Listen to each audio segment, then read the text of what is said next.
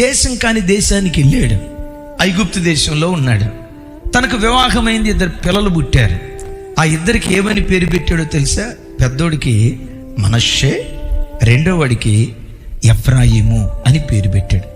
మనష్షే అనే పేరు ఎందుకు పెట్టాడంటే, నా తండ్రి ఇంటి నుంచి వచ్చేటప్పుడు నాకు ఎన్ని బాధలు ఉన్నాయో సమస్త బాధలు మరిచిపోయేటట్లుగా దేవుడు చేశాడు. ఎఫ్రాయిం అనే పేరుకున్న అర్థం ఏంటో తెలుసా? బాధ నొందిన దేశంలో దేవుడు నన్ను అభివృద్ధి పరిచాడు.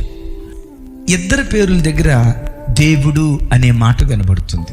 తమ్ముడు, చెల్లి, నేను ప్రకటించిన నా దేవుడు ఎవరో తెలుసా?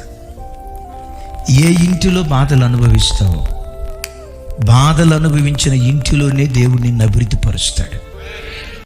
నువ్వు నిజదేవుని దగ్గరకు వచ్చినందుకు ఎగతాళిగా, అవమానకరంగా, అవహేళన చేస్తూ మాట్లాడతారే, రే క్రైస్తవ కుక్క, బ్రిటిష్ వాళ్ళ సొమ్ముకు అమ్ముడు పోయిన క్రైస్తవ కుక్క, నోటుకొచ్చినట్టు మాట్లాడతారే.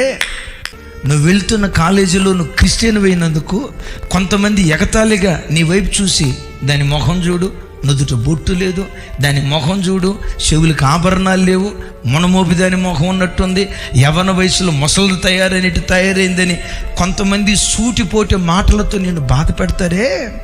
ఏ ఇంటిలో బాధపడతావో, ఏ ఉద్యోగ స్థలములో బాధను అనుభవిస్తావో, ఏ అత్తామామల మధ్యలో బాధను అనుభవిస్తావో, ఏ బంధువుల మధ్యలో బాధను అనుభవిస్తావో, ఏ రక్త సంబంధికుల మధ్యలో బాధను అనుభవిస్తావో, ఏ సేవకుల మధ్యలో నువ్వు బాధను అనుభవిస్తావో, బాధ నొందిన చోటే నిన్ను భాగ్యవంతురాలిగా మార్చేవాడు నేను ప్రకటించే ప్రభు అయిన యేసుక్రీస్తు.